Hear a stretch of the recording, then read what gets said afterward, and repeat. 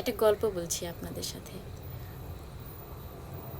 কাক আর ঈগল এই দুইটা পাখির সাথে বৈরিক সম্পর্ক আছে।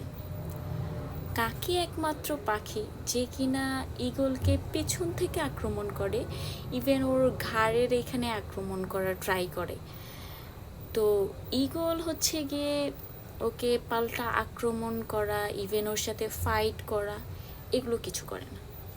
ও যেটা করে সে হচ্ছে ও একদম মানে ওরার যে গতি থাকে এটা আরও অনেক বাড়িয়ে দেয়, যে ও অনেক উপরে উঠতে হবে এরকম করে। তো ও দেখা যায় কি ঈগল যেটা করে ও হচ্ছে একদম উপরে ওড়ার চেষ্টা করে, একদম সর্বোচ্চ উপরে। আর এদিকে কাক ওর পেছনে উঠতে উঠতে একটা সময় গিয়ে দেখা যায় যে ঈগল ওর গন্তব্যের উপরে উঠে গেছে, যে না ও একদম উপরে চলে গেছে,